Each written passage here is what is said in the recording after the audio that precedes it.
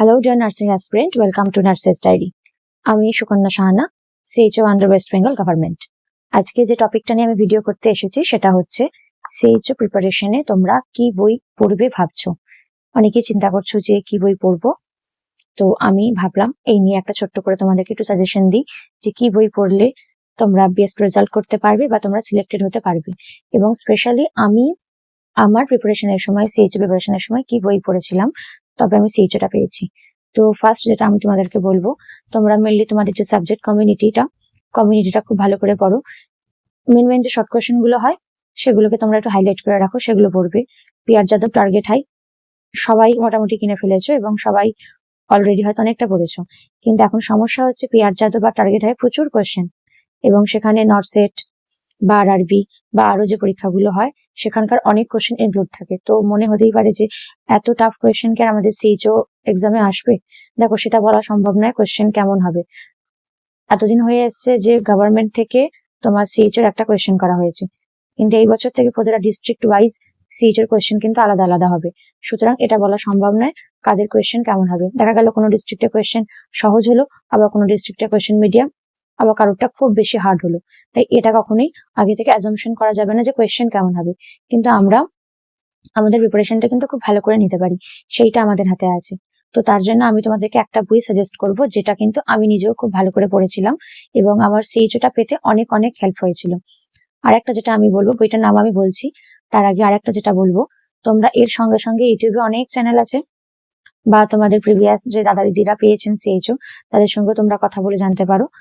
Previous ইয়ারের যে question গুলো ছিল, যে কোয়েশ্চেন গুলো পড়েছে, সেই কোয়েশ্চেন গুলোকে আগে ভালো করে স্টাডি করো। তার সঙ্গে 10 ইয়ার্স যেটা তোমরা 3 বছর জিএনএম বা 4 বছরের বিএসসির সময় পড়েছো, সালের কোয়েশ্চেন যেটা ছিল, সেই 10 ইয়ার্স এর সমস্ত শর্ট কোয়েশ্চেন গুলো একটা বাঞ্চ করে নাও। সেই বাঞ্চ থেকে তোমরা একদম ঠোঁটস্থ করে রাখো। এটা একদম বেসিক লেভেলে করো। তারপরে যেটা করবে সেটা হচ্ছে আমি যে বইটা বলছি সেই বইটাকে ঠোঁটস্থ করো। এতটা হয়ে গেলে তোমার কিন্তু 70% রেডি হয়ে গেল। এরপর তুমি টার্গেট হাই, পিআর যাদব পড়ো, কোনো অসুবিধা হবে না।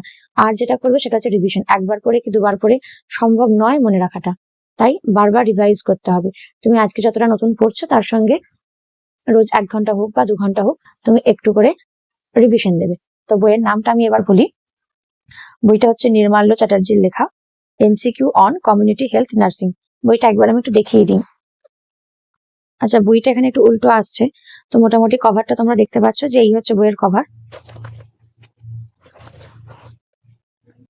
বইটার নাম হচ্ছে MCQ on community health nursing.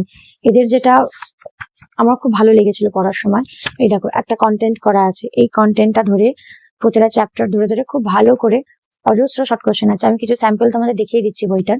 এটা অ্যাকচুয়ালি প্রমোশনাল ভিডিও নয়, কিন্তু আমার যেটা সুবিধা হয়েছিল, আমার পড়াকালীন শর্ট টাইম আমি হয়তো 1 মাসের মধ্যে প্রিপারেশন নিয়েছিলাম এবং তাতে আমি সিএইচও পেয়েও ছিলাম। তো তোমরাও সেটা করো। আর আমি এরপর তোমাদের একটু বইটা রিভিউটা চ্যাপ্টার ওয়াইজ দেখিয়ে দিই যে কেন বলছি বইটা তোমরা অবশ্যই পড়বে। দেখুন, বইটার নাম হচ্ছে MCQs on community health nursing, Nirmalya চ্যাটার্জির লেখা। আগে তোমাদের একটু কন্টেন্টটা প্রথমে দেখাই। কন্টেন্ট দেখো, concepts of community health and disease, তারপর হচ্ছে epidemiology principles and practice, epidemiology of communicable disease, non-communicable disease, demography, maternal child health, nutrition, physical and biological environment effect on health। তো এরকম যে ইম্পর্টেন্ট যে চ্যাপ্টার গুলো হয় সেগুলো নিয়েই মেনলি বইটা করা। তো এবার আমি তোমাদের একটু চ্যাপ্টার গুলো ঘুরিয়ে দেখাই। এটা হচ্ছে যে ফার্স্ট চ্যাপ্টার এপিডেমিওলজির উপরে। তো এখানে অনেকগুলো শর্ট কোয়েশ্চেন তোমরা দেখতেই পাচ্ছ, যেমন হচ্ছে case fatality ratio is a reasonable good measure of, 4টে অপশন যেটা আনসার হবে। নেক্সট দেখো একটা দেখাই ম্যালেরিয়া ডিজিজের উপর কিছু কোয়েশ্চেন। তারপরে হচ্ছে লিম্ফ্যাটিক ফাইলোরিয়াসিস, লেইশম্যানিয়াসিস, এরকম বিভিন্ন যে আমাদের ডিজিজ গুলো হয়, জাপানিজ এনকেফালাইটিস, প্লেগ, মোটামুটি আরো আছে, আমি কিছুটা করে তোমাদের দেখাচ্ছি, সবটা একবারে বলা সম্ভব নয়। টেটেনাস। আর একটা যেটা বইটার ভালো গুণ, প্রতিটা টপিক ওয়াইজ যেমন ধরে ধরে কোয়েশ্চেন দেওয়া আছে, তার সঙ্গে সঙ্গে চ্যাপ্টার শেষে যেগুলো আছে সেটা হচ্ছে ডিসকাশন, অর্থাৎ একটা আনসার গুলো রেডি করা আছে। দেখো, আনসার উইথ এক্সপ্লেনেশন, প্রতিটা আনসার কেন হচ্ছে সেই আনসারে কিন্তু একটা করে এক্সপ্লেনেশন দেওয়া আছে। অর্থাৎ মনে রাখার সঙ্গে সঙ্গে যদি একটু আমরা এক্সপ্লেনেশন গুলো পড়ে নিই তাহলে কিন্তু আমাদের অনেকটা ইজি হয়ে যাবে ব্যাপারটা। এবার আমি একটু তোমাদের অন্য একটা চ্যাপ্টার দেখাই। এটা হচ্ছে epidemiology of non communicable disease. এই যে কোয়েশ্চেন আনসার তোমরা দেখতেই পাচ্ছ,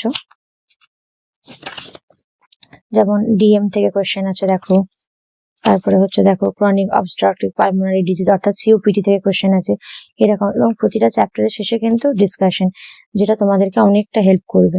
তো আমি তোমাদেরকে সাজেস্ট করবো তোমরা এই বইটা সবাই কেনো, আর যেটা বইটা ইজিলি অ্যাভেলেবেল, তোমরা চাইলেই কিনতে পারো এবং পড়ো। এই বইটা পড়ে ফেললে তোমাদের কিন্তু 70 to 80% কভার হয়ে যাবে। যারা ভাবছো এত শর্ট টাইমে কি করে কভার করবো, তাদের জন্য এটা বেস্ট।